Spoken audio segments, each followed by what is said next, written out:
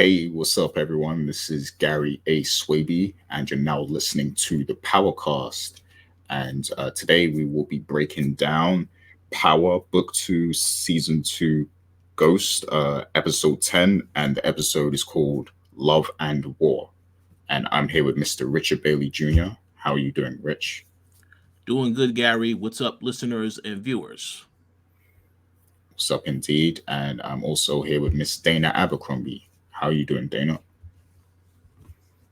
Hello, everyone. I'm excited. It was the final countdown. We made it. Made it all the way to the finale. Like I'm surprised we got here so fast. Like I remember when the show, first came back. But yeah, this was the finale of the season. Very action packed. And yeah, we have lots of thoughts, lots of takeaways, and lots of discussion to have about this. And I'm sure you people listening or watching, you have a lot of thoughts about this also. So please do hop in the video on YouTube and leave your comments and chime in. Let us know what you think. You can also hit us up on IG or Twitter or anywhere else that suits you. But we definitely want to hear from the community what you guys thought of this finale, because yeah, a lot happened in this. And yeah, there's probably I know me personally, I have good and bad points to speak on about this, but yeah, the way this works is we're going to get into our takeaways, where each of us basically goes down our takeaways and our thoughts from this episode, and then we're going to get into a questions and discussion segment where we're going to kind of analyze things a bit more and have a bit of back and forth dialogue about what we thought of the finale and where we think the show is going next. So yeah, and also quick reminder, the premiere of Power Book 4 Force is also out today, and we will have an episode for that, also a separate episode. So look out for that too.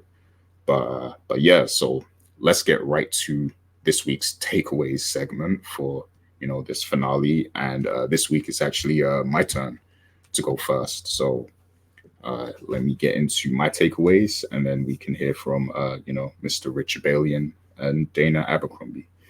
So firstly, I think with regards to the trial, it seemed like they got right into it. It seemed like they just wanted to get it out the way, kind of like it came and it went, and it wrapped up very neatly for me. I've watched like a lot of I've watched a lot of legal shows, American legal shows and books also. Like I like John Grisham books. He's like a legal novelist and stuff. Like I read a lot of his stuff, and I feel like this trial, the way it wrapped up, was just way too convenient. Like it was just, yeah, it was like way too easy. Of course, you had the Braden thing. He came in, he basically took the rap for the whole course correct thing, and he protected Tariq pretty much, and that means Jenny,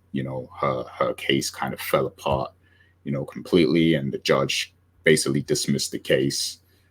So I wonder what that means, because somebody still did murder the officer and Jabari. So I mean, are they still going to be looking into it, or like are they planning to solve those murders or what?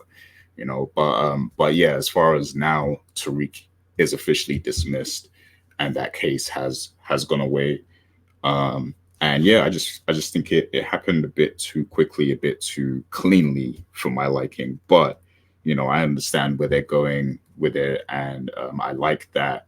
The end of this trial kind of brought more tension. It brought tension between Tariq and Davis clean, and then it also brought tension between Davis and Sachs. Because Sachs now, he isn't happy with how certain things played out, and he is kind of he's in a relationship with Jenny, and of course he learned that Lauren actually she passed away in this episode. He learned that, and he thinks what Davis did with regards to playing Lauren's tape to Tariq, that put her at jeopardy, and he doesn't like that. So I like that. The I didn't like how the trial ended, but I like that now that it's over, it sets up a lot of further tension between the characters for next season. So yeah, that's one thing, one takeaway there. And I also loved seeing the returning characters in this episode. So of course we got Tasha. We saw she was far away in a cabin somewhere. And she actually got reunited with Yaz. So Tariq, he managed to set it up so that Yaz actually is able to go with Tasha and they can stay together. And I think that makes sense. It makes sense to kind of do that. That at least because then next season he kind of doesn't have to worry about Yaz anymore. That's not a plot point for him anymore. And I guess that makes way for more pressing matters, more interesting possibilities for the Tariq character if he doesn't have to worry about family so much. But yeah, it was cool to see Tasha again. I know Notori is in other shows at the moment, but it's cool that she can still come back and play Tasha and still do her thing. And yeah, she's always done a great job in that role. So yeah, that was good to see. And then of course you had the return of Blanca Rodriguez, sorry. And yeah, that was pretty cool. I like how they tied it to Dante / Mecca. And I'm guessing that in the moment when he was in his apartment, and he made a call saying that I think my identity has been compromised. I'm guessing he called Blanca then. I'm guessing that's who he called. And then yeah, she showed up after he was murdered. And yeah, she saw the security cam footage and she saw Tariq and everything in the photo. So now it seems like she's going to be looking for Tariq next season. So I like that setup there, and it's the benefits of having this history and this universe of power is that you can bring characters like that back and it makes sense and it adds excitement. So I like that they're able to do that. So that was cool. And yeah, I'm very interested to see what she's going to be up to next season as well. And there's so much I could get to, but I know you guys are going to have some great points, so I'm not going to ramble too long here.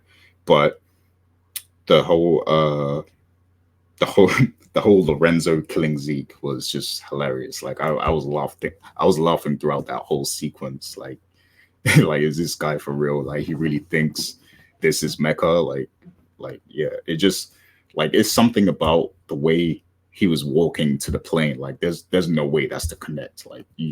Like Connects have a certain mystique, a certain swag to them. Like it was just way too easy, way too I can't believe he actually thought that he was killing Mecca at that moment. But yeah, it was it's hilarious, and I guess this sets up because by the end of the episode we see that the Tejada family, they've kind of come full circle. They're trying to act like a real family again. But for Monet, she's feeling like something's missing because Zeke is not at the table. But aside from that, it seems like they've fixed their issues and they're trying to be cordial with one another. But then you have that lingering point that Lorenzo actually murdered Zeke now, and yeah, Monet gets that phone call. So yeah, next season we are going to see what we thought was going to happen this season in Monet probably actually wanting to kill Lorenzo. Like that's probably going to be where this is going. Like the family is going to be split up again once she finds out that Lorenzo was behind this. So yeah, but that was just hilarious. Like I wasn't expecting that kill, but it was just hilarious. And now that I think about it, I don't think the character could have gone too much further anyway, because it's like now his basketball career is over. So what was he gonna do next? and and his age, like the whole thing with his age as well, kind of, I guess it kind of limits what he could do. Like he had to kind of leave school, I guess. I don't know, but yeah, there wasn't like too much more for Zeke, so I guess it makes sense that they would get rid of him. But yeah, it was funny though. It was funny how it happened. But yeah, so that's my takeaways, and yeah, I can't wait to hear from you guys now. So I guess I'm gonna pass it over to you, Mr. Richard Bailey Jr. I know you're a very detail oriented guy, so I know you're gonna have some very interesting stuff to say about this. So take it away. Yes, those were great takeaways, Gary, and I'm also looking forward to Dana's takeaways as well. So I have three main takeaways from this week. The first one is the way that Mecca and Zeke's storyline played out.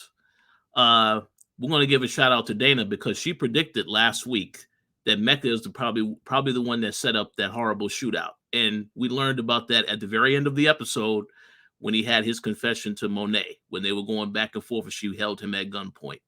So we see once again all the things he tried to do, because again he's been sprung on Monet all this time, but yet the character itself was not never would think that Monet would ever turn on him, and he paid for that in the end. He had this whole plan where Kane was going to kill Lorenzo, and I think it was silly of him to think that Kane would agree to that plan, knowing that a couple of episodes ago Kane was behind him, basically his whole operation getting robbed. So that was kind of silly. But yeah, he had this plan. And instead Monet decided that she was going to kill Mecca.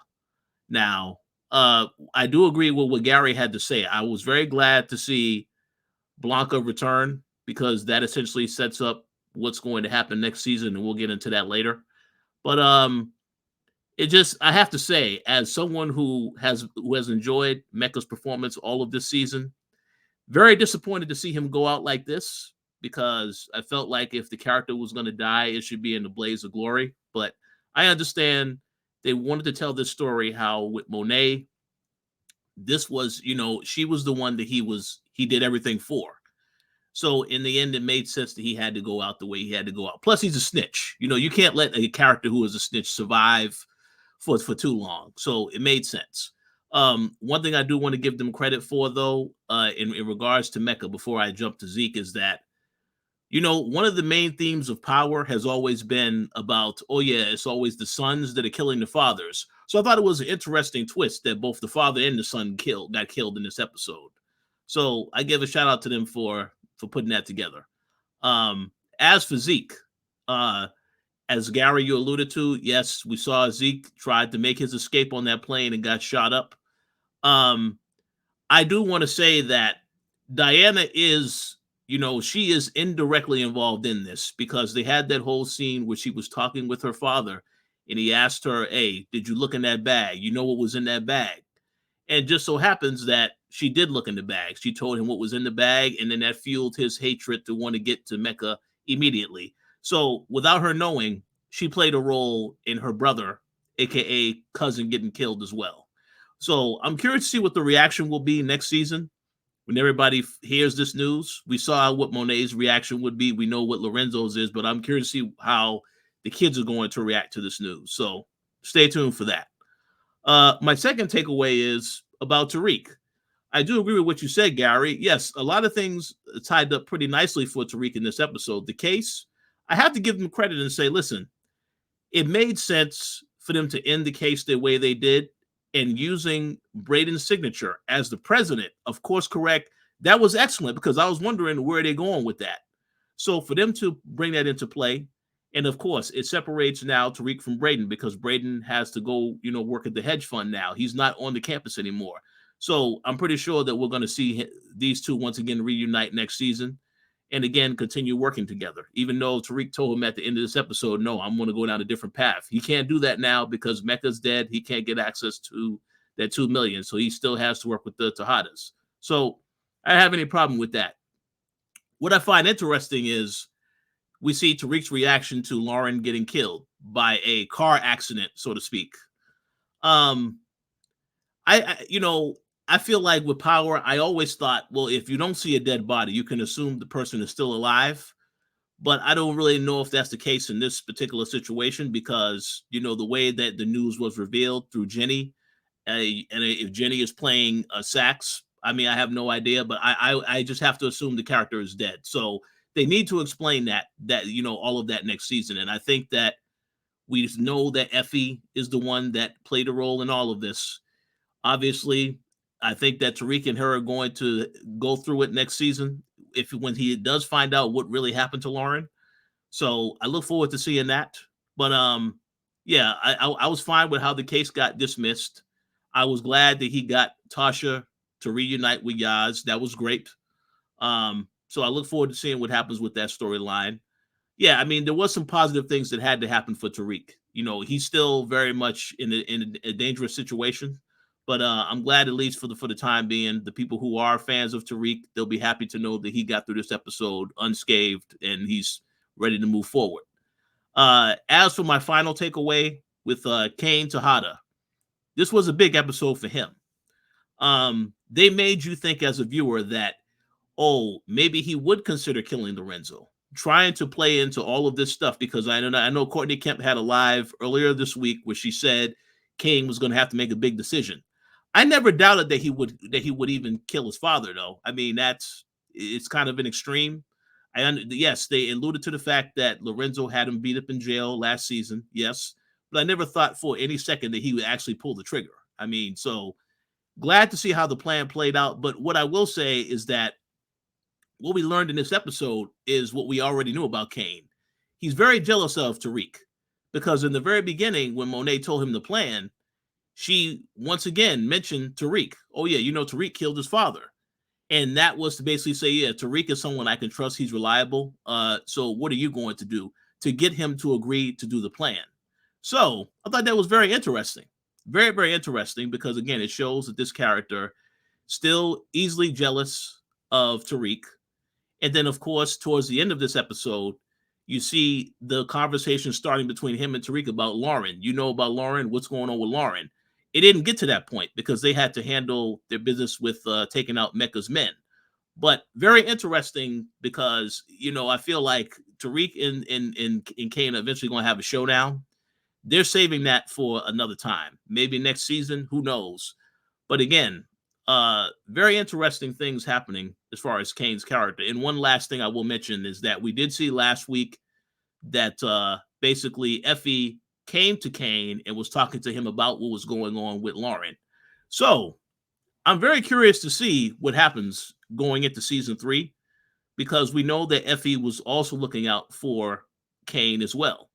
And oh yeah, the one final thing I will mention too, the bag, and the fact of they had a scene in this episode where Kane was talking to Mecca, and Mecca was talking about, yes, if you agree to my plan, you can take over my entire New York operation. He says, I have the proof in that bag. By the end of this episode, Tariq has the bag. So I don't know if that's going to be something where Tariq has some leverage going into season 3. I mean, I don't know how they're going to tell that story. We know that Kane wants to be in control, so he could hold that over his head. I mean, I don't know how they're going to tackle that. But again, set up a lot of very interesting things going into season 3. As Gary mentioned, I do have some criticisms of this episode as well. We'll get into that later. But overall, I thought it did its job for a finale. They wrapped up a lot of things, and it made me curious to see what's going to happen next season. So we'll see what happens.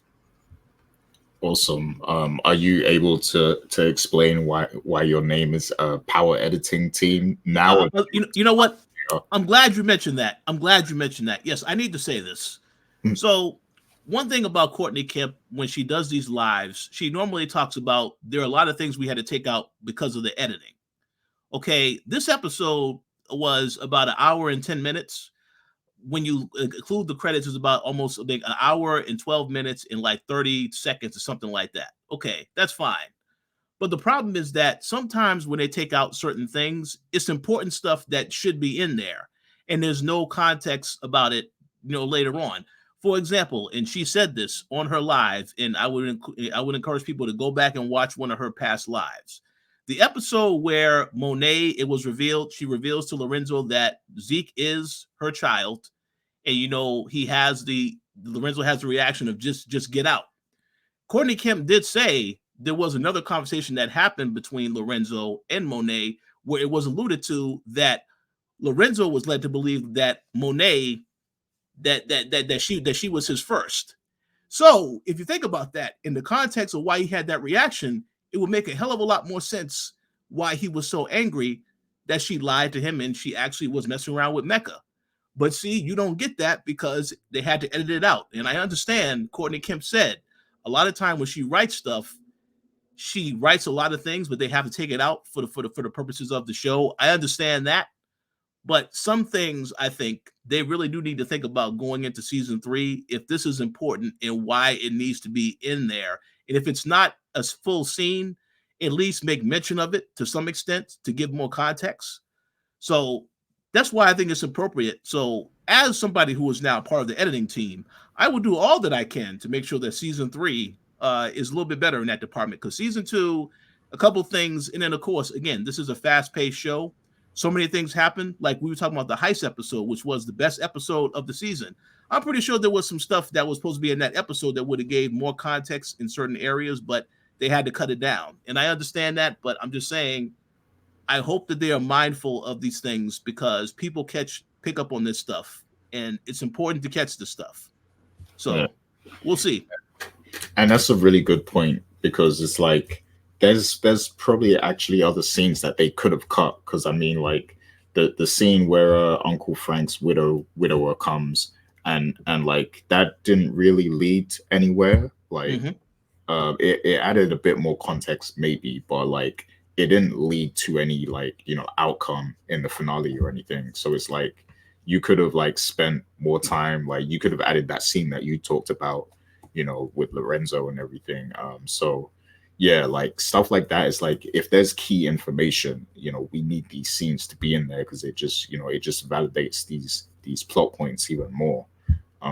And I've been saying this for years, but I really think Power needs 12 episodes. Like they need more than 10 episodes, like, because some of these episodes, it's like they're rushing through things, like literally. And I would say I would have appreciated if the finale was 90 minutes instead of the hour and 10 minutes. I mean, I think they did this before with the past show where it was the same amount of time, but it's like, I mean, you don't have to worry about commercials. I don't know why it's not, especially for the finale. Like people are not going to see the show again. The show is supposed to come back as of today. This date might change, November 20th of 2022. That's when it's supposed to return for season 3, according to IMBD. So I don't know if that date's going to change, but yeah, I wish that they mindful of this stuff, and I can't wait to see what Courtney Kemp says that she cut out, because she is probably going to mention some stuff that got cut out. Even the stuff with Lauren, like if the character is truly dead, we probably should have gotten something else to reveal that information in this episode, aside from Jenny just telling Sax, "Oh yeah, Lauren's dead." That's why I say I have a problem with that. And if the character is still alive and they somehow have some storyline next season, okay, that's fine. That's great. But some of this stuff, you definitely have to find a way to get it in there one way or another. Yeah, agreed. Yeah, some great points there, in your takeaways as well. So yeah, thanks for that. We're going to shift over to Miss Dana Abercrombie now. So Dana, hit us with your takeaways from the finale. Okay, so today's episode was called Love and War, which was basically we've seen throughout. We had to choose which side is going to be on whom. Family was falling apart. What was going on? I will say this show did a really great job of keeping me guessing. I didn't know who was going to cross whom. I didn't know what was going to really go down because, the whole thing of the 3-card Monty that was being mentioned, you don't know where the card is because remember, all we're seeing is just one side. We don't know what's really going on in each other's minds. So I think they did a really great job of establishing that not necessarily confusion, but just not having all the answers and knowing whether or not we should take things at face value. So I really appreciate that. My biggest thing here was that, there were some things that kind of ended very conveniently. And then there were a lot of things where they set up more so for season three to bring into the fold. And I was like, oh, what's going on? So I think they did a really great job of ending, balancing out what's to come for the next season, and let's ending some storylines while we were leaving some storylines open, for everyone to continue, but to get as many answers as they need possible. One of the things that really kind of, was Zeke, his character. We all know that he struggled with finding out his real identity and his age, so double blow for him. But at the end of the day, he picked family. He decided to go on that plane. He wanted to make things, anew, and to see what they can bring. And there was new hope and opportunity. And I don't, even though he got the car, like, here, take my car. That was to set up him dying later on in a mistaken identity. But I really felt that he felt there was going to be some kind of connection there. And yes, it's really nice to have all of the cars and the planes, but I think he was looking forward to a new life and a fresh start, which was kind of weird because remember there was a part where after he went to Kevin and he found out that, yeah, my mom was in the car, and that she was on the same block, and he covered for his mother. Even though that pain of knowing that she killed him, he was still there to say, let's try to work things out. I think they did a really great choice again with the music. When he was going into the car to go back home, there was like this very solemn music that basically said, I'm on my knees. Essentially, I have nothing else to lose. What else can you take from me? And I really felt that that was kind of his mindset. He's young. He lost the love of his life. He lost his basically everything that he'd known. Who his mother is not his mother. He has this new opportunity to kind of meet his new family, and so it kind of was an opportunity for fresh start and fresh beginnings. And then he died so sadly. But the thing about his death made me wonder. Yes, not Lorenzo. Yes, Lorenzo always had kind of an issue with the kid, and so I'm not saying he did it intentionally. No, he did not. I truly believe that he thought that was Mecca. But in all honesty, even though when it was at the dinner table, I didn't think he had regret. I think it was, I'm sad that I had to do this. Not even had to do this because it was accident, but I'm sad that it happened. Let's move on. It was because technically he never really treated him like, the cousin son. Some families are really close, like, even though that's the cousin, you're just like one of my kids, you're one of my boys. He was all like, oh, what is he doing here? So I feel that he wasn't necessarily regretful, but he was like, okay, whatever. I feel sad that Monet is sad about this. I wonder what the blowback is going to be. And I especially felt sad for Monet, even though she didn't show much emotion. I felt sad for her because everything is finally revealed, everything's out and open. You have the opportunity to kind of live your truth, and the kid's dead.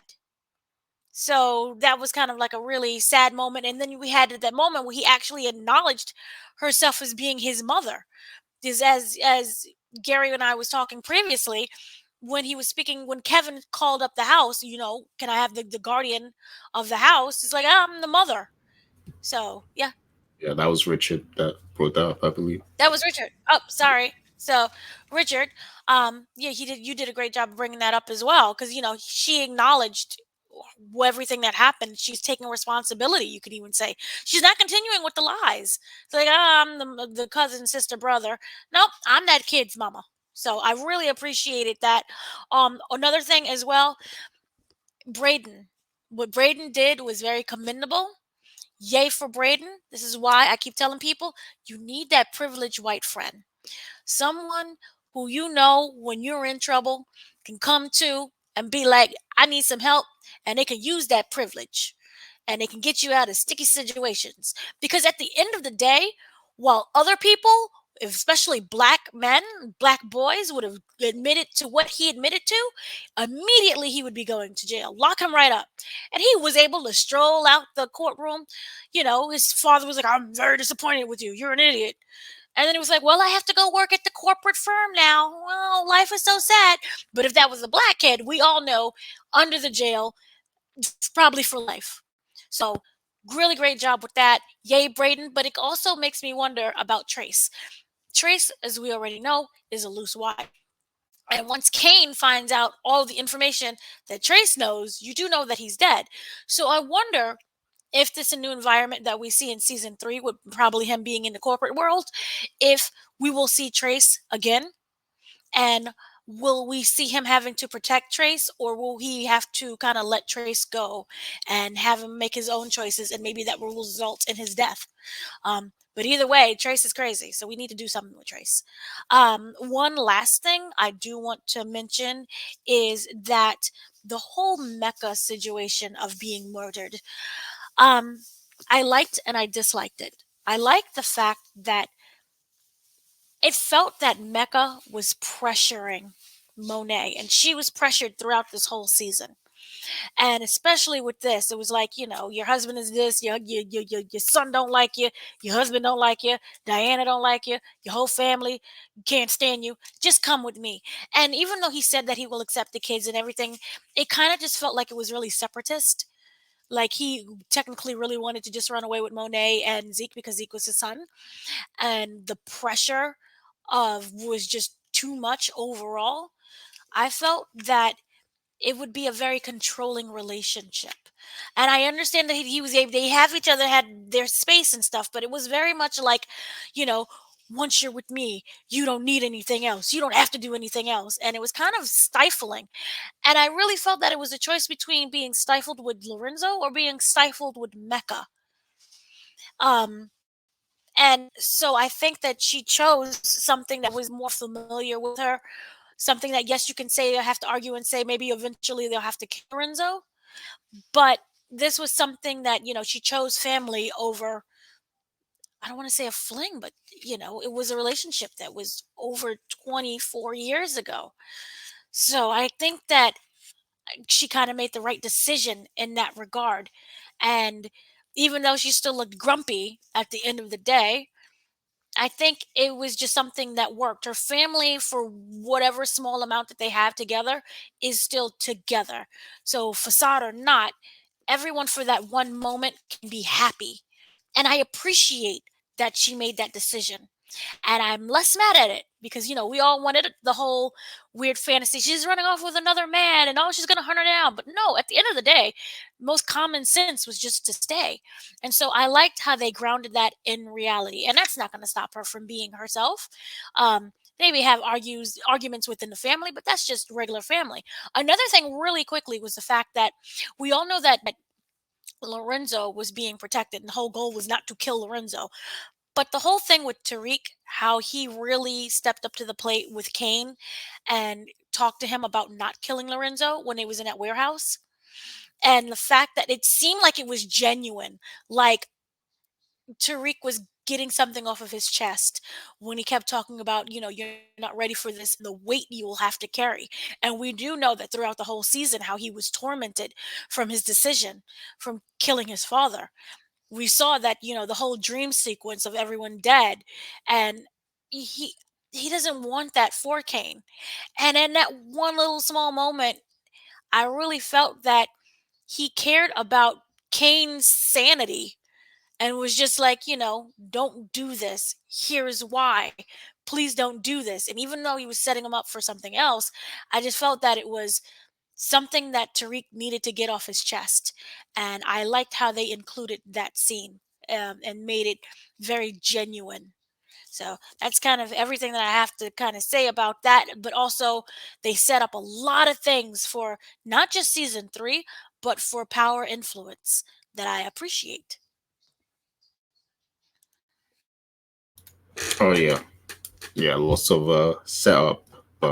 Yeah, great takeaways. A lot of that stuff we are about to get to a lot of things that you mentioned, and there was a point about Braden you and Trace you brought up that I've kind of added to the discussion segment now, so we're gonna get into that also. But yeah, great takeaways from both of you. And yeah, so Dana, just real quick, your name, the door that's never locked, that was a reference to to the moment when Kane showed up, right? And Kane just walked in and was like, "Oh, y'all never locking this door, you dum dums." You know, and that's call them true. Dumb and Dumber. After Yeah, everything, Mecca literally walked in with a gun, ready to kill everyone. The door is not locked. yeah, that campus is a security nightmare for real. But yeah. So let's get to our questions and discussion segment. But real quick, I just want to give a reminder to everyone, watching or listening. Please, consider, engaging with the show. Leave your comments. Hit the like button, and also consider subscribing to the channel as well. If you enjoy the content that we are putting out. As for Powercast specifically, we're going to be here for a while because Power Force is here, and we will be covering that show extensively. When Raising Canaan comes back, we'll be covering that. And then, book two, the cycle begins, whenever Influence comes out, that too, so we're going to be here for a while. So if you like this, please do consider subscribing. And, we do cover a lot of other, popular shows as well that you might like. So yeah, definitely consider subscribing to the channel. And, big shouts to all of our audio podcast listeners, the people who listen specifically on Spotify, Apple Music, Amazon, wherever you listen to podcasts, we appreciate you all also. But yeah, so let's get into our questions and discussions, because this is definitely gonna be juicy, finale and everything. And then I'm sure we got a lot of thoughts about what we're gonna see in season 3.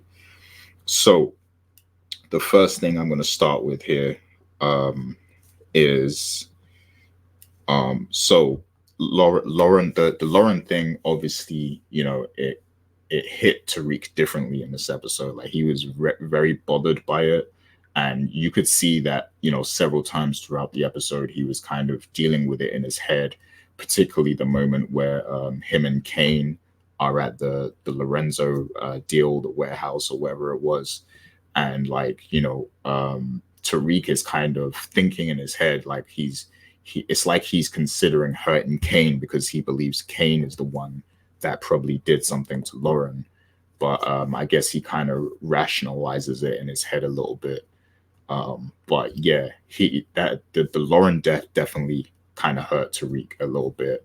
And we see he has a moment with Effie as well where he's kind of speaking about it. So I want to ask you guys, like, what is Tariq's reaction going to be when he finds out the truth about this? Like, because I feel like he might actually find out the truth that, Effie was the one to kind of handle the situation, because, we didn't see him ask Braden about it, I don't think, unless I'm forgetting. Did we? Did he confront Braden? Well, he didn't confront her about, oh, she's dead. It was more, did you get to, did you drive Yeah. Lauren, did you get her out of town? And he was like, After he found out she was dead, did he ask him then? no, no, no.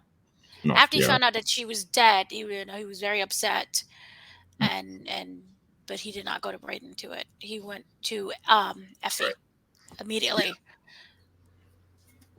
Yeah, so I think he'll probably like have a moment where he asks Braden about it, and then he could potentially bring up Effie, and then you know, that will cause that will open up a can of worms. He'll like Tariq is gonna be very angry. So the question is basically, what do you think Tariq's reaction is gonna be when he finds out Effie's involvement, if he does? And could you see him, perhaps harming Effie in some way, as a way to get back at her? So I'll go to you first, Dana. What do you think? What's Tariq's reaction going to be? I still don't think she's dead. I'm sorry. I cannot find it I've searched my guts and everything else. I don't believe that she's dead. A convenient car accident with no body. So just to say that if she is dead, fine. I think that he is obviously going to be very upset about this. He obviously is going to confront everybody that he can. I don't immediately see him thinking that it's Braden.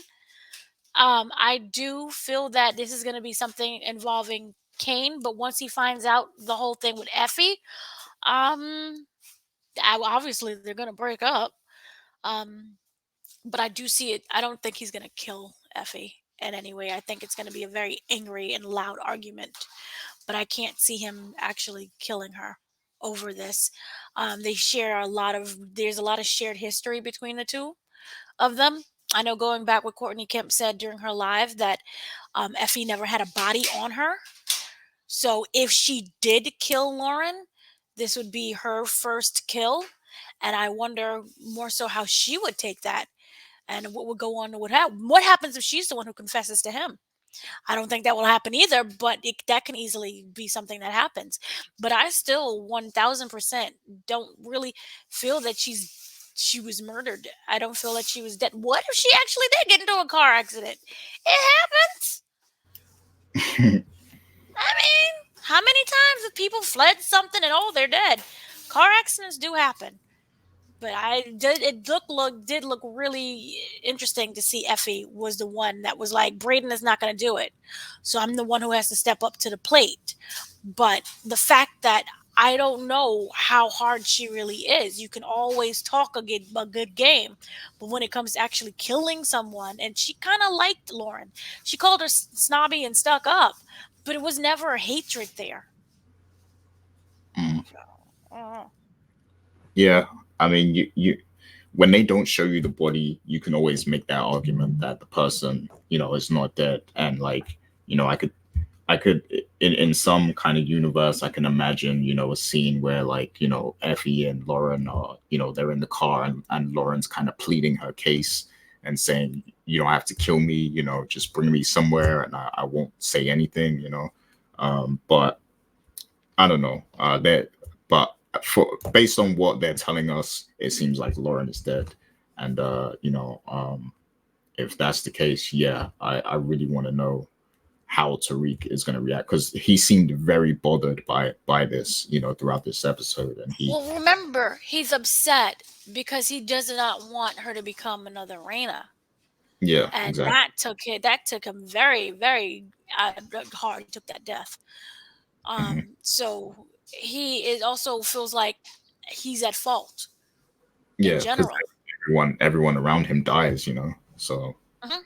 yeah, he's feeling that. And I like how they tied that back to his history as well, like that feeling of, all the people I care about, they always end up dying or getting hurt in some way. So I like how they Mhm. tied that together. But yeah, what about you, Rich? What do you see happening when Tariq possibly finds out, that Effie was involved in Lauren's disappearance?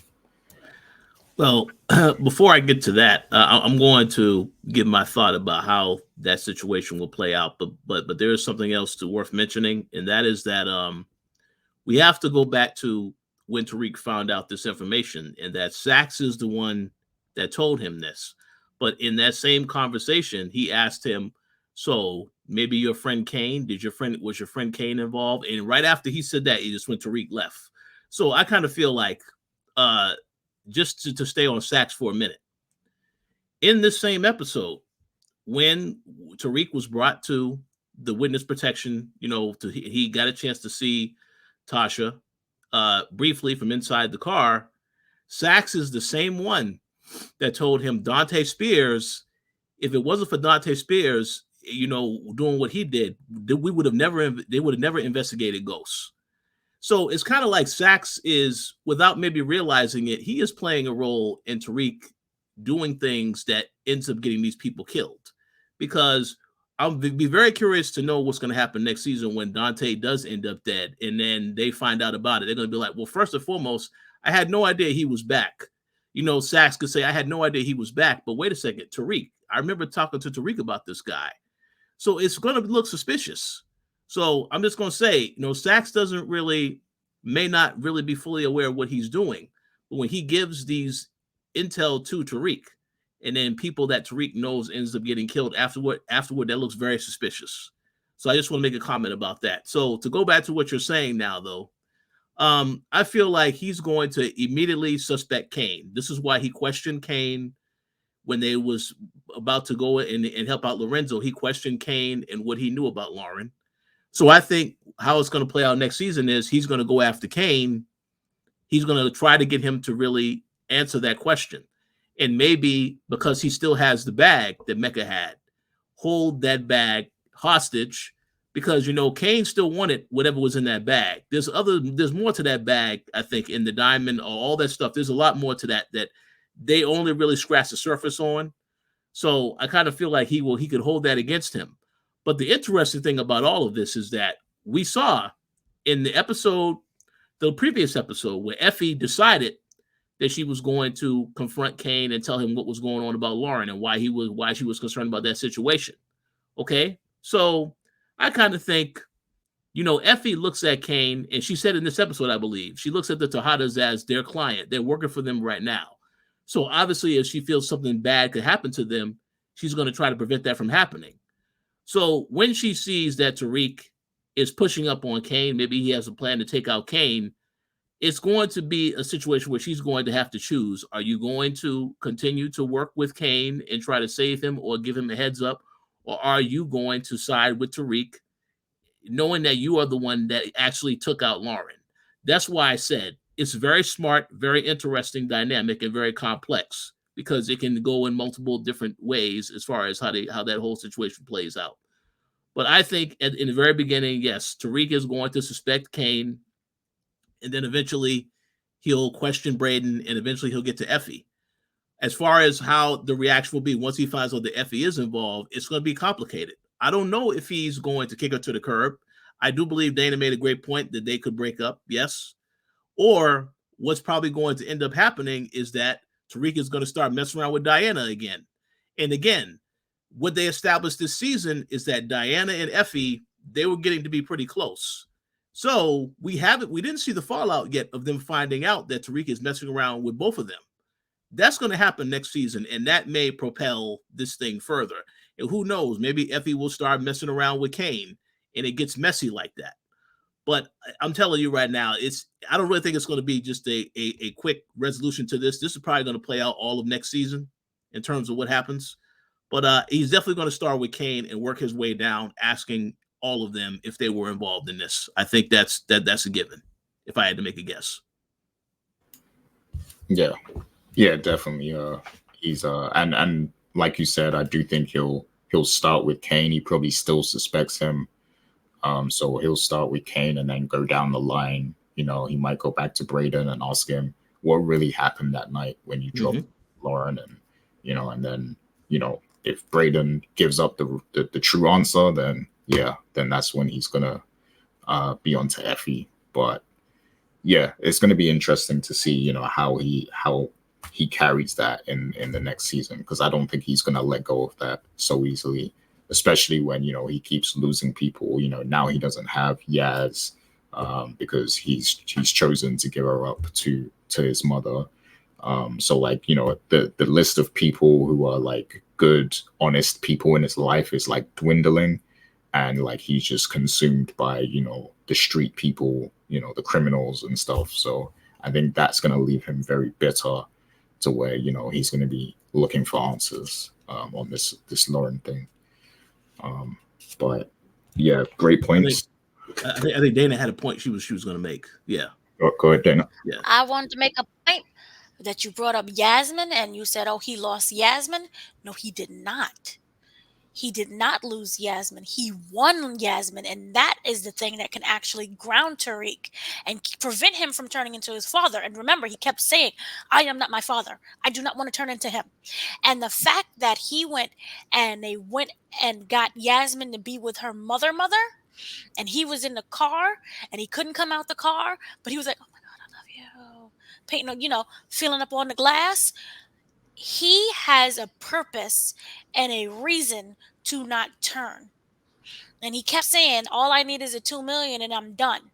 So my thing is, I believe that this is the one thing that can ground him and keep him from being like, screw the whole world and go on like a big blitz of cocaine and killing. So I think that this is actually a plus.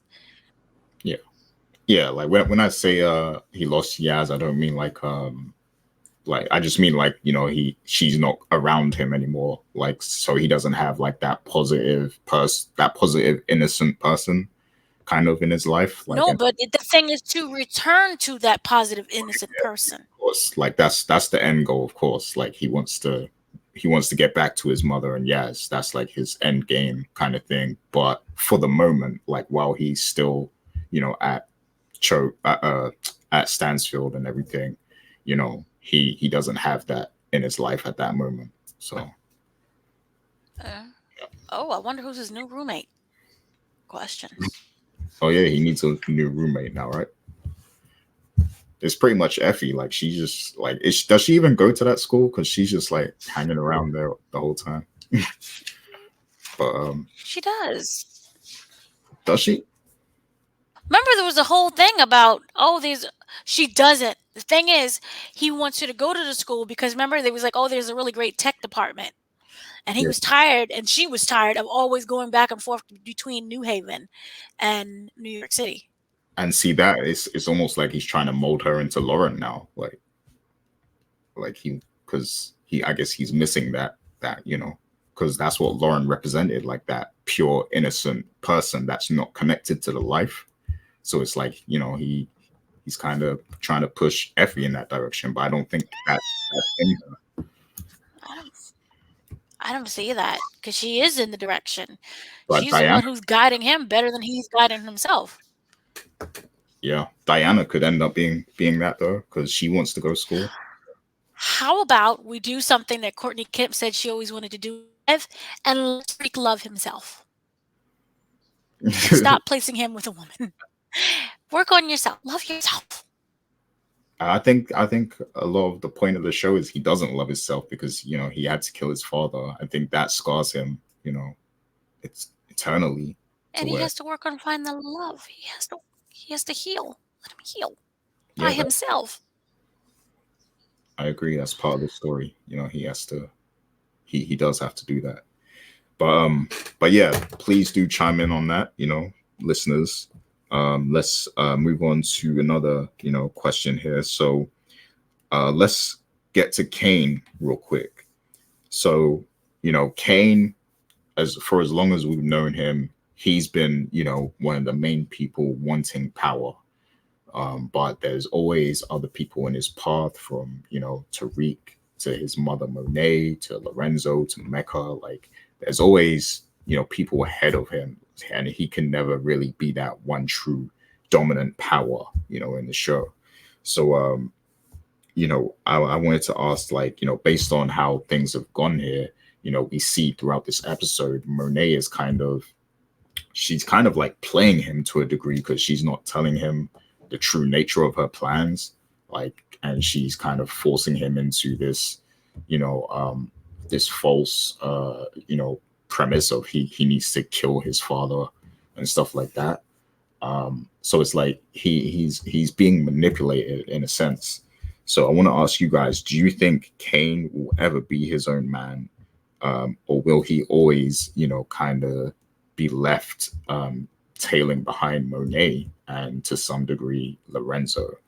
And then, you know, also another part of that is Drew, because we know that Lorenzo wanted Drew to kind of step up and be the lead. So what do you see for Kane, you know, in this next season we're about to get into? So I'm going to go to you first, Rich. What do you think about that? So that's a very good question.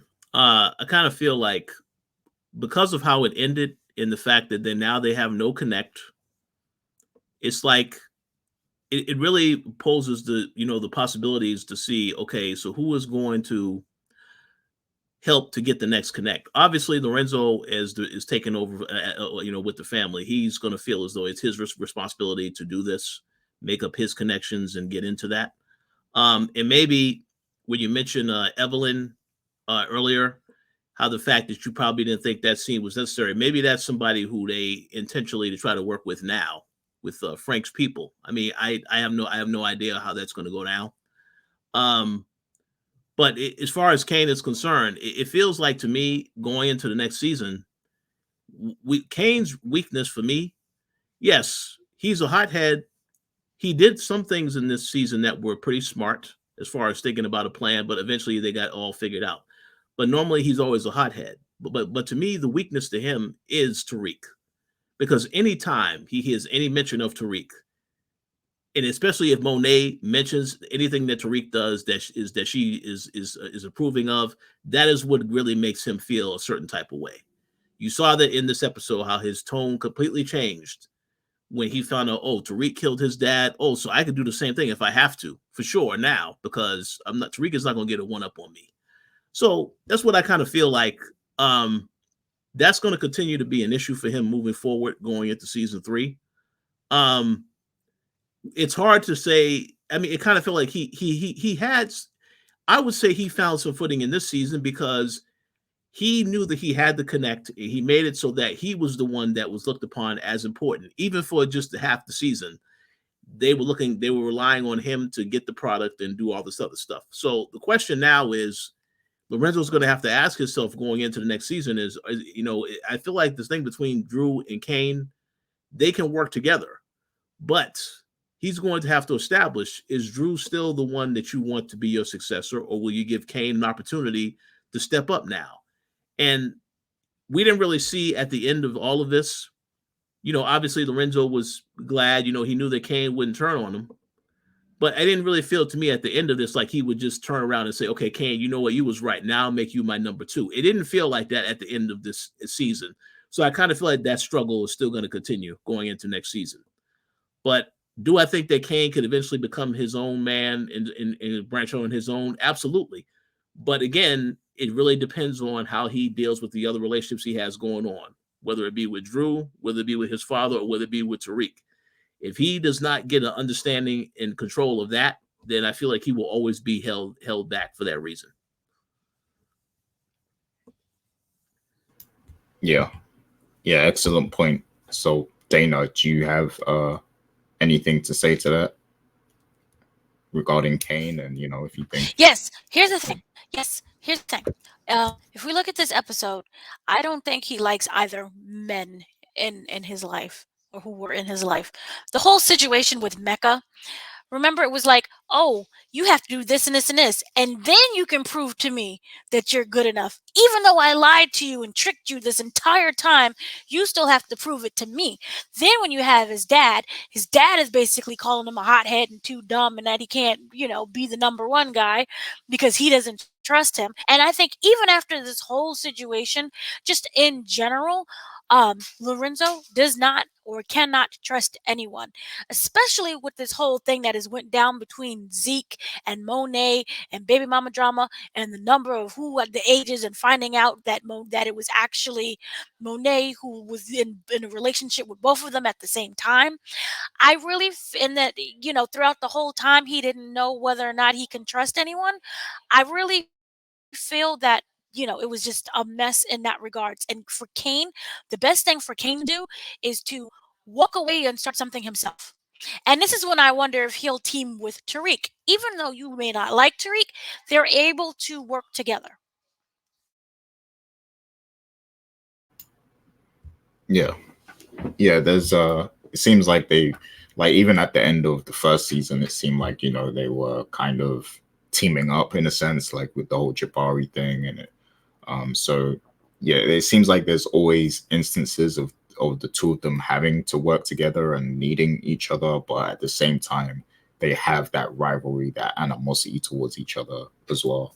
So I think eventually they are going to play into that and have these two kind of like go head to head for real.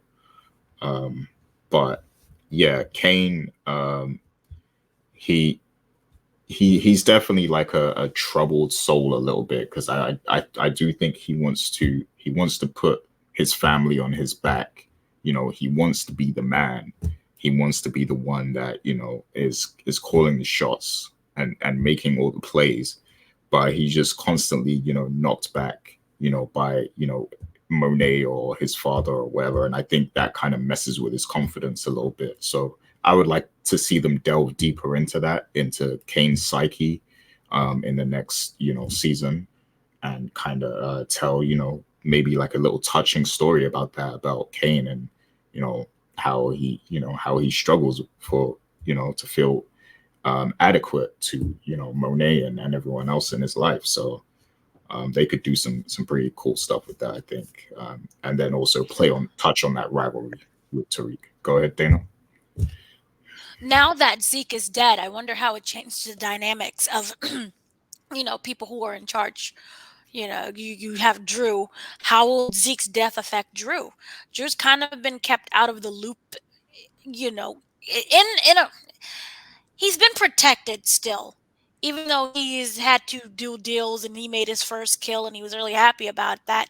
I still feel that he has a lot to grow and to learn, and he, as we know, is not as gritty as Kane.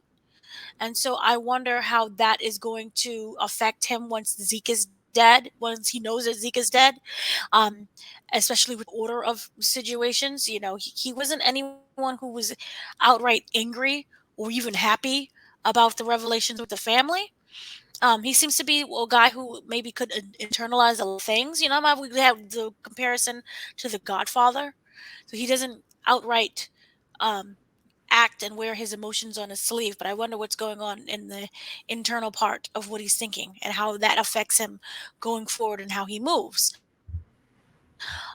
Kane, again, you would argue and say not necessarily natural leadership, but he is more of the person who will things, even if it's wrong, but he'll confront things right out.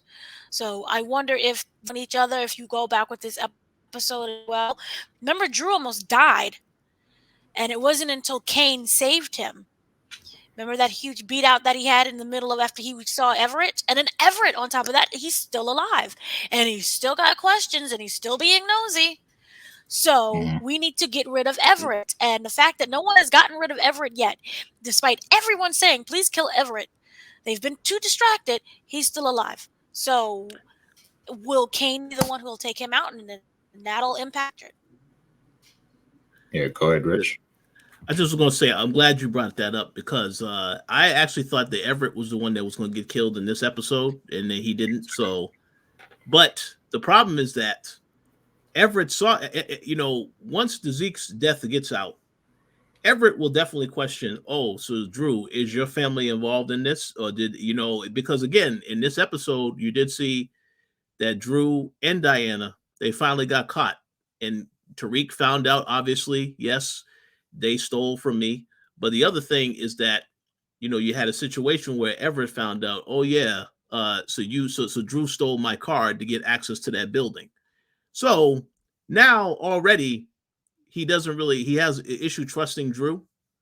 When he finds out that Zeke got killed, you think he's not going to question him about that? So I kind of feel like that's a sign, and Everett might not be around for long in season 3, depending on what happens. But I definitely think he's going to. I think Dana made a great point that he may slip up and say something, and then Kane may have to take him out if Drew doesn't, or they are going to definitely at least revisit that conversation about Drew. Why didn't you still take him out?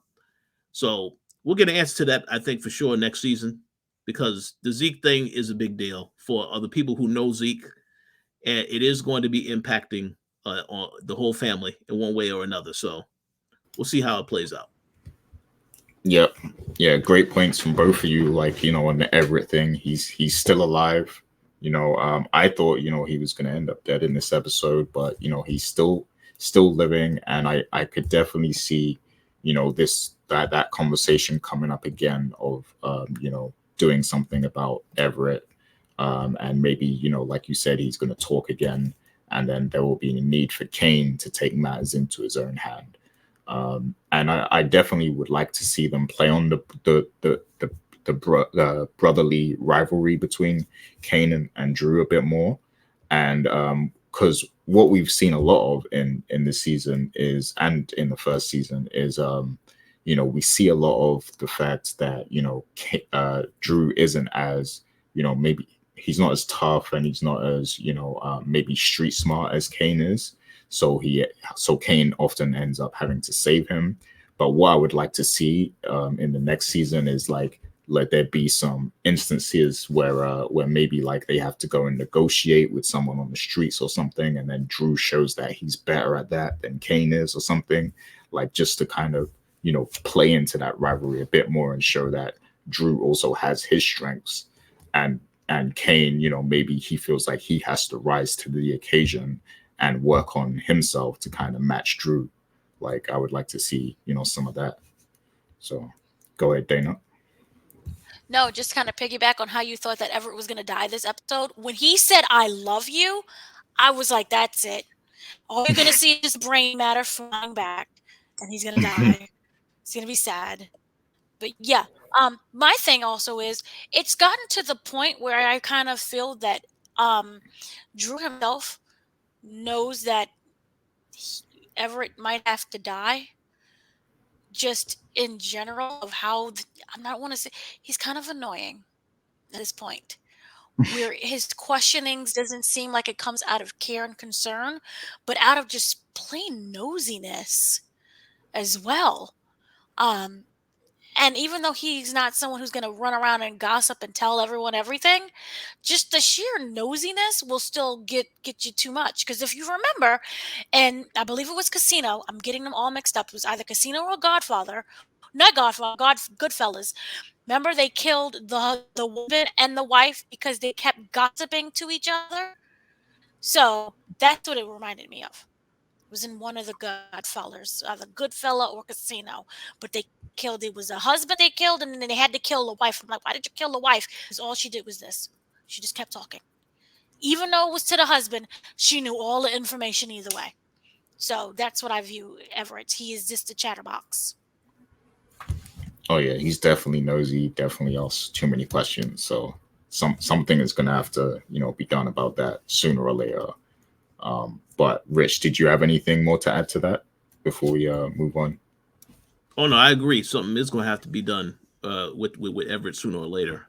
And I'll be very curious to see how that death impacts Drew's relationship with Kane, especially if Kane is involved in taking him out, because Drew couldn't take him out. Yeah, for sure. So since we're on the Tejada family, so thinking specifically about Tariq and the Tejada family, as we move into season 3, do you feel like Tariq and the Tejadas need each other like more now than ever? Like, do these does Monet still need to rely heavily on Tariq, do you think? I think Lorenzo is probably gonna have different ideas of what they should be doing as a family, because he was never really hot on the whole Tariq side of the business anyway. But there is a lot of shared secrets and shared interests between Tariq and the Tejadas. So moving forward, you see them continuing to need each other, and needing to work together on certain things. So what do you think about that, Dana? Do you think that's going to be a common theme that we see again in the next season?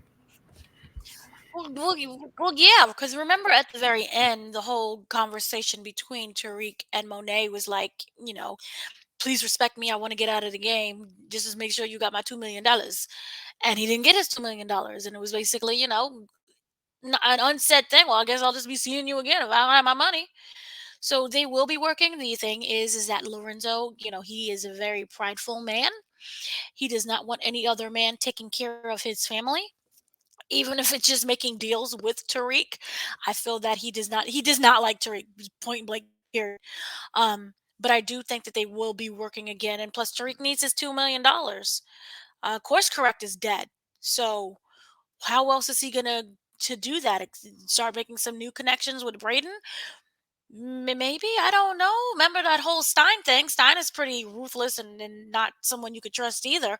But they will need each other. I feel the Tejadas and Tariq, definitely. Also, on top of that, remember Kane is forever tied to Tariq. They know too much information on each other. Even though you cannot, what was it, double jeopardy, which means you can't prosecute Tariq for the same crime twice because the person is already dead. Um, I do feel that because of what McLean knows and the fact that they're trying to, we'll get to the end part, but they're trying to take him down. Yay. Um, that will spill into Tariq and Kane and their business together. And they will definitely need each other in that regard. So this is not the end. It's just the beginning of a beautiful. Yeah, yeah, definitely. Great points. What about you, Rich? What do you think about Tariq and the Tejadas? Because I know Tariq, he wants out the game, but you know, I don't think the way things ended, I don't see that happening anytime soon. No. So, no. Would you think about that? They're gonna need each other a lot more now.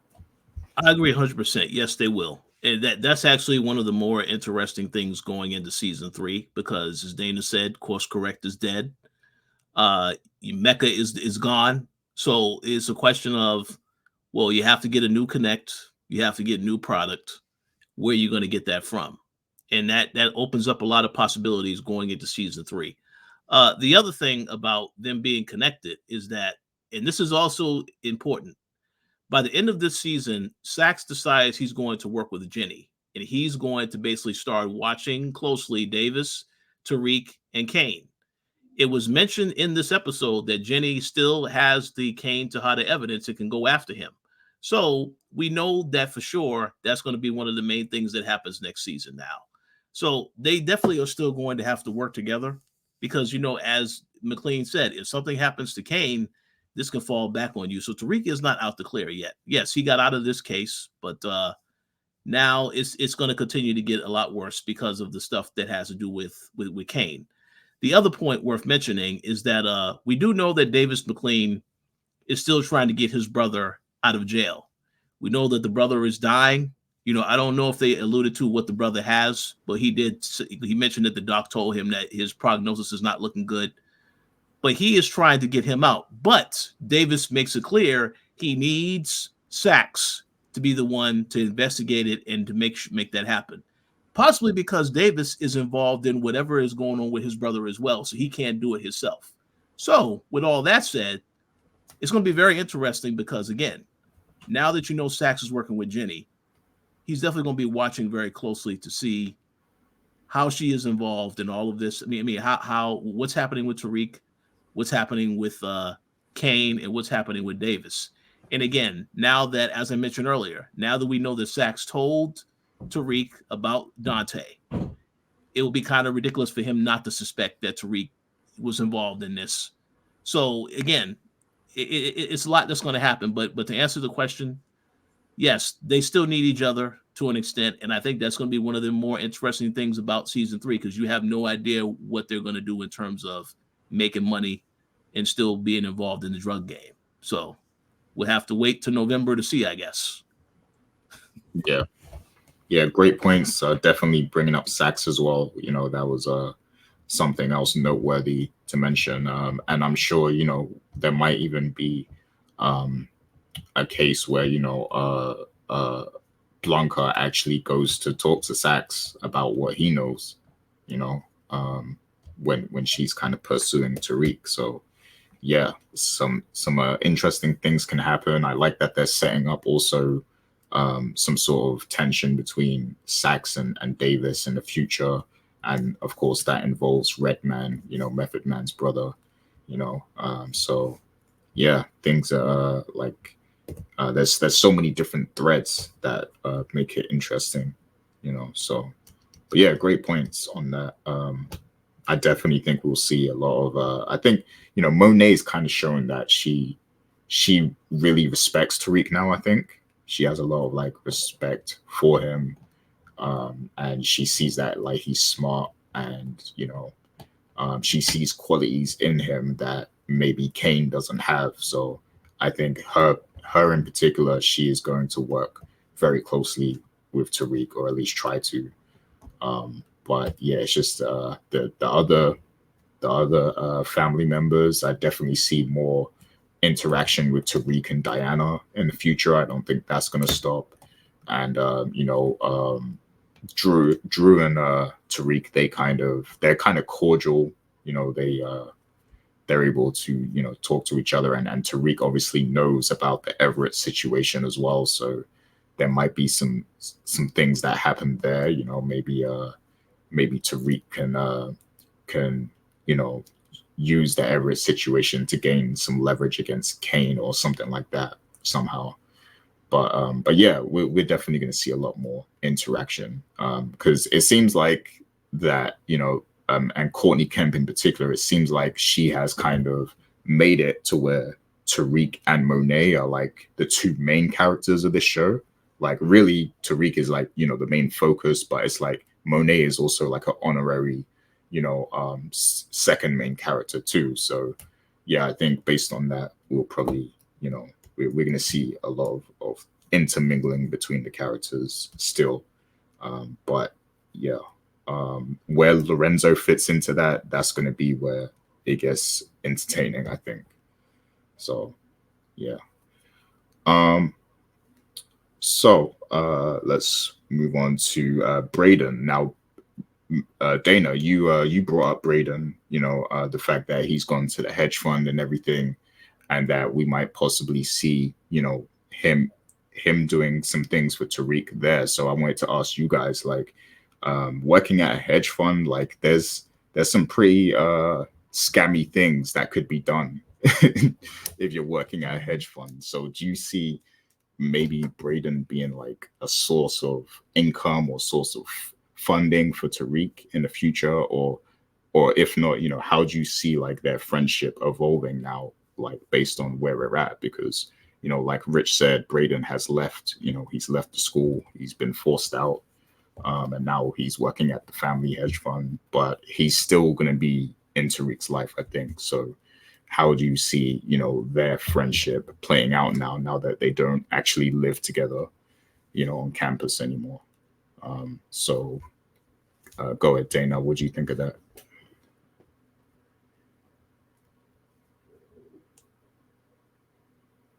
You good? Unmuted. Yes, sorry. Many people don't know, well, maybe do know, there's a lot of drug money in hedge funding. Yay. And that you doesn't necessarily mean you have to do the street drugs. You can do that lovely legal drugs too. So that's where you can end up into something that's much more profitable than something that's on the street. Happens if this legal stuff that he gets into. What happens if he starts a whole drug ring within the company? And that would be hilarious. But I do feel that you're going to need something to look more professional. And we saw how with not Stanfield, sorry, with Stein, he was able to create fake names and businesses and say that he was the leader of something, right? I don't feel that Tariq has any purpose of staying on campus anymore. We do know that he needs a place to live and he needs something to be put under his name. That's where I feel that Braden can come in and help, and they kind of build their enterprise from there. I do feel that with much more money and cash flowing in, even though Braden never was someone who was poor or needed money to begin with, I think that this is something that can help him establish, something more corporate in the dealing aspect. So I think that this can be this is an upgrade for everyone. Him working at the boring firm, as he called it, that is going to present a lot of opportunities and even better clientele who can pay more, because students, even the elite students, you gotta get some more money. So the parents of those elite students, he can start selling to. Yeah, he could actually become like the Jordan Belfort of power or something like. And for those who don't He know, can like become Martin awful. Scarelli. Yeah, yeah. So Martin Scarelli is a dude who drove up all the drug prices of like the cancer drugs and all the AIDS drugs and HIV treatments that you need. He drove it all up and he profited all of the money from it. Yeah, He's in jail now, and everyone hates him. yeah, they could do many things. I see a lot of potential for the character now with that, and I think this is actually a good move to kind of separate him from the school, and it seems like the show is actually ready to kind of get a little like deeper and darker, like so like and we know that the characters are getting older, like the actors and everything, so maybe it's going to get a little slightly more mature. So I think it's great that there's a bit of a mix up there going on, and that Braden is now going to the hedge fund. But Richard, do you have any thoughts to share about that, and what you think might happen with that? Yeah, I mean, I think Dana said a lot of great points on this. I didn't really do too much research into hedge funds. I just know that that was a topic of town when there was some stocks, some very popular stocks that was that were getting a lot of attention last year. So GameStop. I'm wondering if they're going to put some of that material into this show. It won't be exactly the same type of stock, but they may have some type of mention of some storyline relating to that. But yeah, it definitely will give Braden a lot more opportunities to do a lot of other things. We also do know that he has another brother also that works at that hedge fund. So we'll get a chance to meet this other brother and see what kind of character he is. But yeah, we know for sure Braden will continue working with Tariq.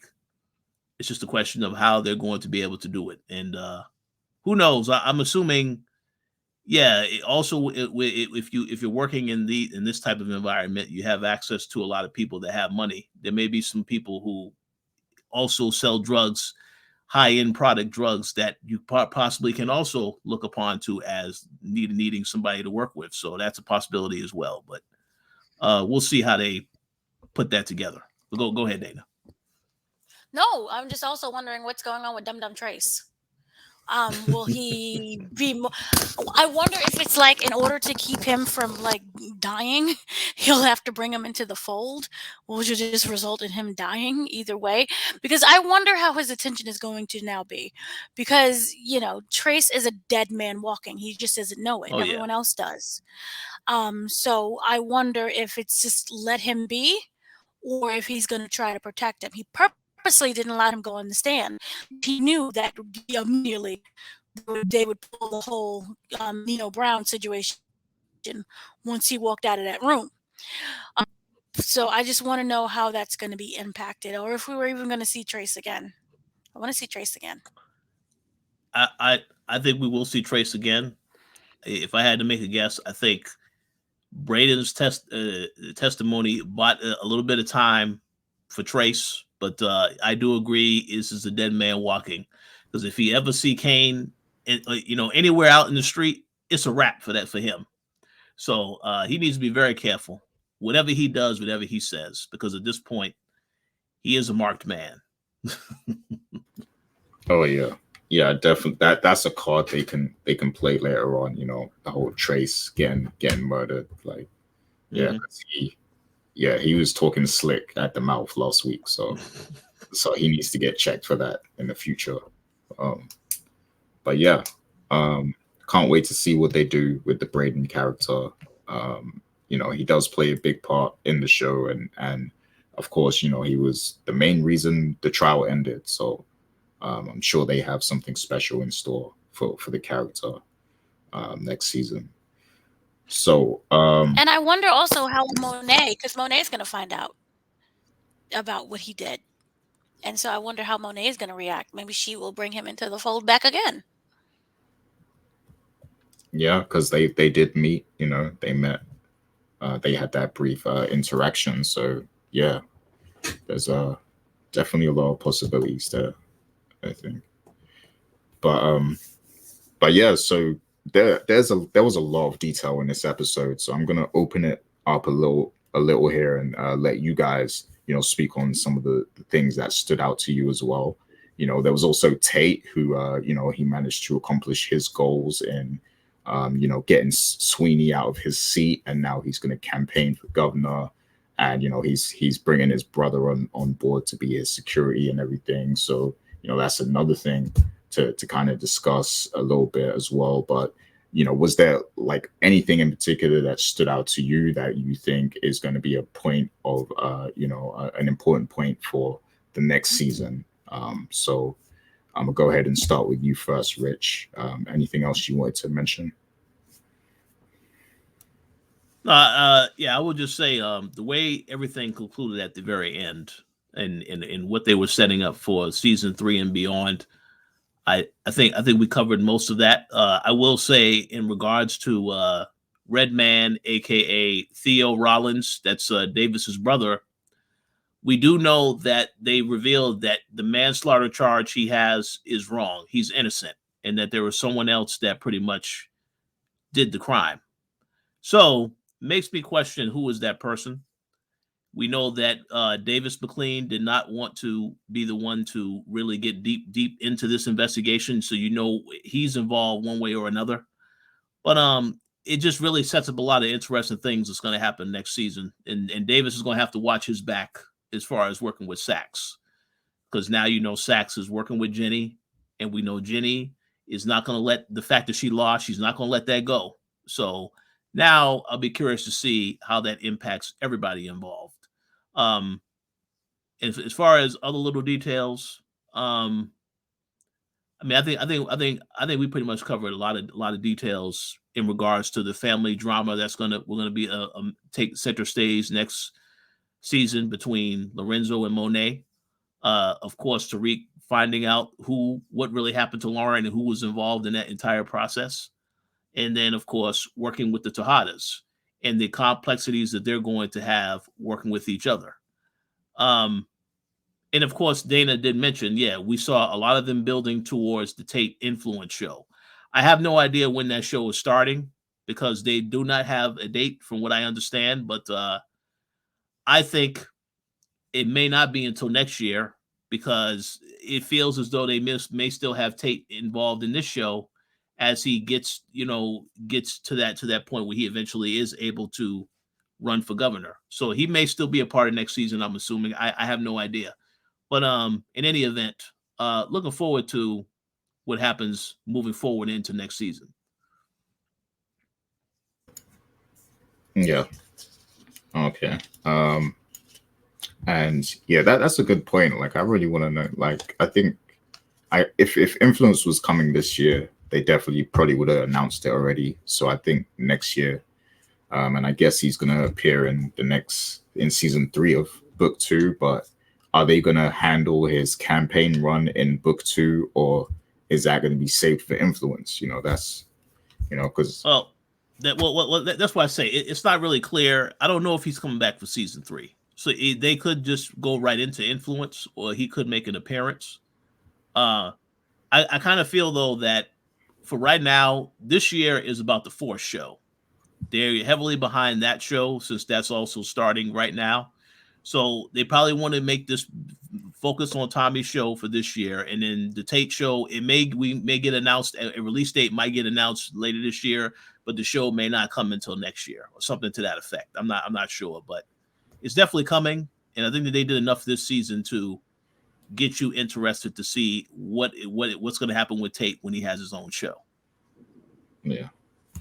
Yeah, we're gonna be podcasting all through the year in 2023, so that's definitely clear. But Dana, any other specific points you wanted to bring up from this finale? A couple things. One, I was slightly disappointed that Miss Vanessa Edwards was not called Jill. That would have been a funny joke for those who watch Queens. Um, but I like that we was able to have like a little sneak peek in her life. I was not able to see, but she was studying something that seemed like it was regarding either financing or engineering. But she had like her computer out there, and she had those were workbooks, like you're studying for something. So I was kind of just wondering. I'm pretty sure it was just a throwaway, but it was really nice to just see that she's still alive and living in the country and staring longingly at her photo of her children. That was cute. One other thing I did want to mention was that the fact that with McClane and his brother, you kind of mentioned before that he was wrongfully put in prison. They're going to find out who the guy is. But it was really interesting that he said, I would rather I be in here than have you take my place. I really feel that Redman, the brother, don't forget what his real name is in the show, but I really feel that Redman is also kind of protecting McClane from something, and it was kind of alluded to in the previous episodes. I would love to dive into that history and to know what's really going on there. I like the fact that Sax really opened up to Jenny, and Jenny kind of reciprocated. He opened up and talked about his suicide, even though he was the one who planted evidence on James St. Patrick. I liked how he did was like it kind of felt like he didn't want Jenny to be pushed to that brink where he was, because remember she was like, we're gonna go after him again and we're gonna try it, and it kind of felt like you will lose again, and this is what happens when you lose it. Let's try it at a different angle and a different tactic, and I'm really here to support you. And she even said, you're willing to give up your entire career, because once he turned informant, he's giving up his entire career and the comfortabilities that have afforded him.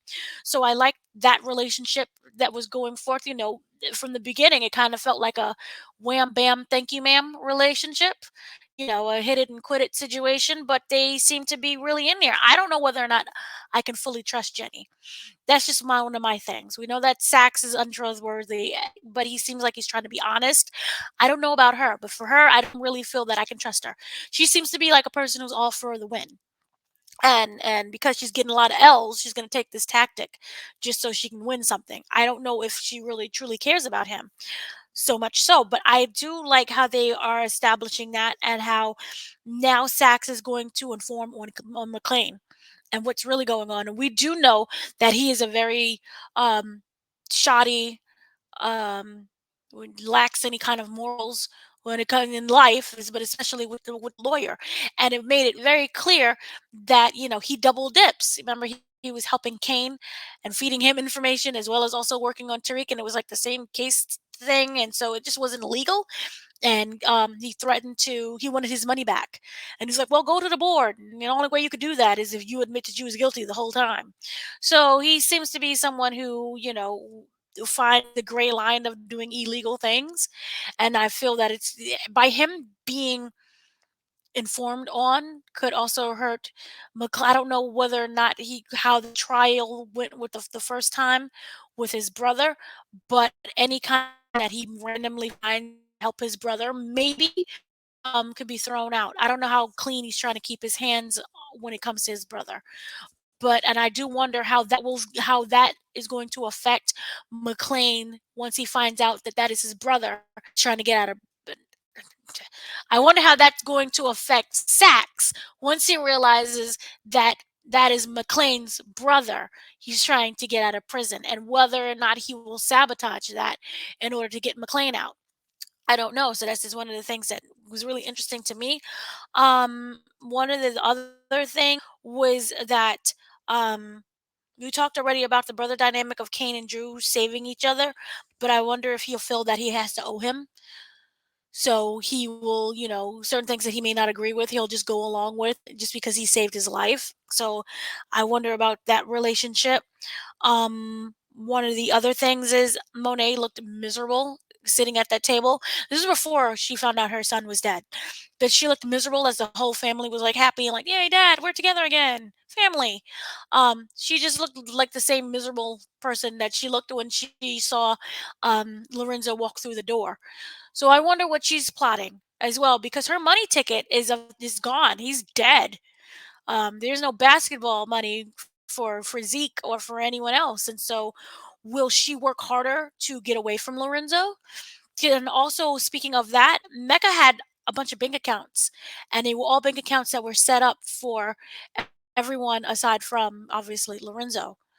Remember when Diana was looking in the bag and she was like, "There's bank accounts in here." So I wonder how that's going to come into play. I wonder if that will mean that, the feds or whomever is going to start looking into that. I wonder about the money. Will they try to go get the dead guy's money? Also, on top of that, what up, Richard? what else is in the bag. It was more than just the engagement ring, Mecca's true identity, and the people he informed on. So maybe it's Mecca's family. I don't know.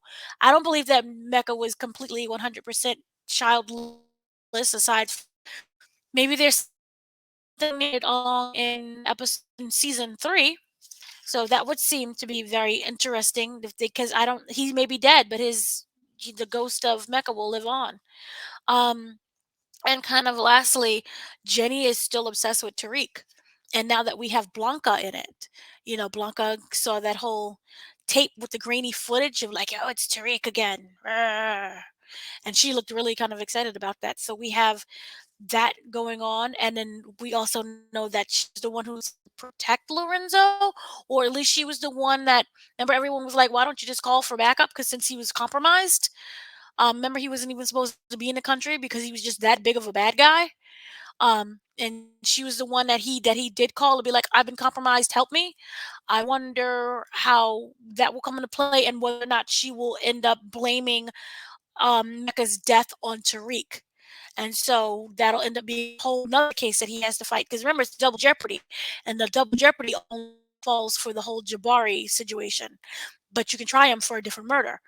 So I wonder what's going on with there. And we do know that Jenny is still kind of obsessed with Tariq, even though it was Sax who said, please leave it alone. She doesn't look like someone who will just leave it alone. So that seems to be like the main thing. Everything is just like, I wonder what's going to happen in season 3. They did a really nice job of tying up things. And then, as you also mentioned, Sweeney and his brother, how that's going to go. They kind of walked you through the steps. He's going to take his seat, and he still has to run. So there's a whole campaign that has to go on. I would like to see that. I don't know how much we're going to see in season 3. Maybe we will see like bits of the campaign, because remember how in the first kind of power iteration we saw Tate running, and I remember he lost. So I wonder how if they'll kind of bleed that into it. So if he does win, that's when we'll pick up influence and everything that's involved with him. So that should be really interesting. But so far, I think that this was pretty good. I liked how they did this episode. They gave you what you wanted. I'm still convinced Lauren is not dead, but they give you what you. Yeah, indeed. Just as I believe Ghost isn't dead, but that's just me. That's just me and the conspiracy theorists. So, but yeah, great points there. And yeah, for me, just one more thing on Tate. Um, Now that the Sweeney thing has happened, and it's obviously cost Sweeney his seat and everything, I do believe that Tariq now has a favor he can call on from Tate now. So it'll be interesting to see if Tariq calls upon Tate in the future for some kind of specific favor if he finds himself in some sort of trouble or something. I definitely think those two characters, they're gonna have sort of a give and take dynamic. I think Tariq, we could even see him show up a lot in influence, to some degree, because they he owes him now, and then if Tate then goes and does a favor for Tariq, I feel like he's gonna expect another one in return as well. Like it's gonna go on and on, because that's the type of guy Tate is. He's always seeing what he can get from people, and that's what politicians do. So I definitely want to see how they choose to play up that whole thing, because if it wasn't for Tariq, Tate wouldn't have got in the position he's in now. So yeah, but yeah, that's pretty much it for me. You know, definitely we could go on and on like about possibilities. We just don't know what's going to happen. We have to wait until November, unfortunately. But we do have a lot of great stuff to look forward to in between that as well. But yeah, very interesting finale. I definitely want to see what the people have to say about this and about some of the things we spoke about. Definitely leave your comments. We had a lot of great comments last week from people, with their theories about what they think was going to happen in this episode. Some of those things happened, some, didn't, but that's what's fun about this, just the speculation and trying to figure out where the writers are going. So yeah, I want to give a big shout out to Stars and Courtney and 50 and the writing team for this season of Power Book 2 Ghost. Definitely had some very high moments, some great episodes, some very entertaining stuff going on. So I guess to end this off, we can go around and just say, like, what was your standout highlight moment from this season, and then we'll end off after that. So um I'll go to you first, Dana. Do you have a standout moment at all, or some, just one scene in particular that really stood out Well, to you? that overall, that heist scene was just, it was brilliant. I really liked how they did that whole. It felt like good.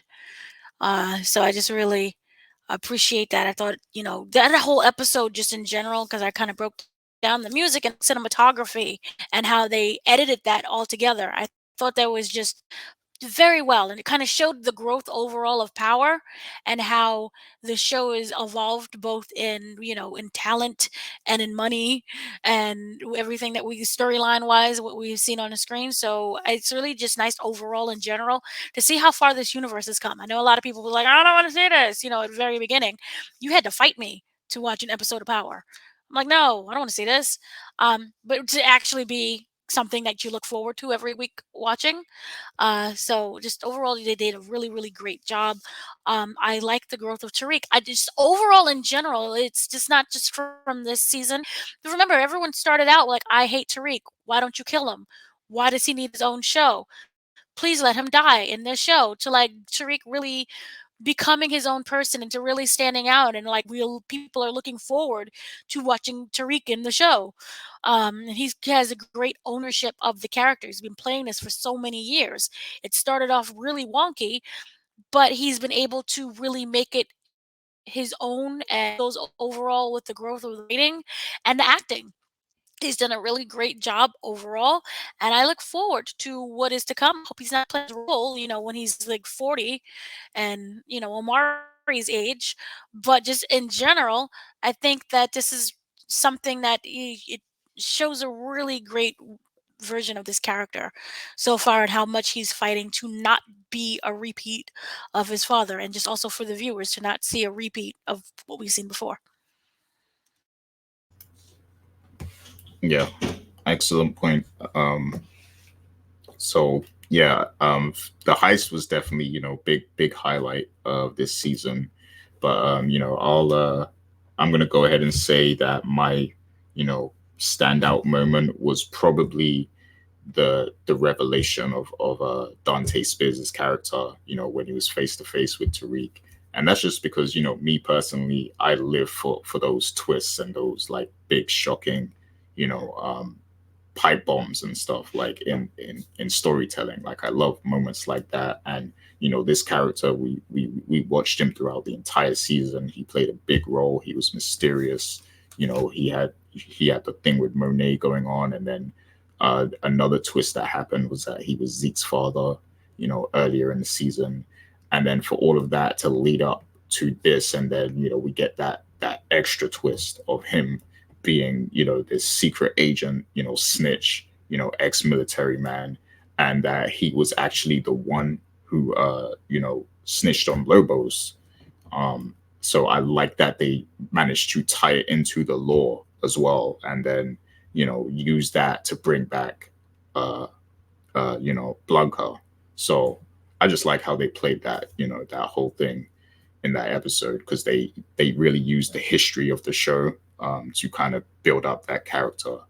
I'm disappointed with how he died though, with how he went out, but yeah, like that, the scene with Tariq was definitely a highlight for me.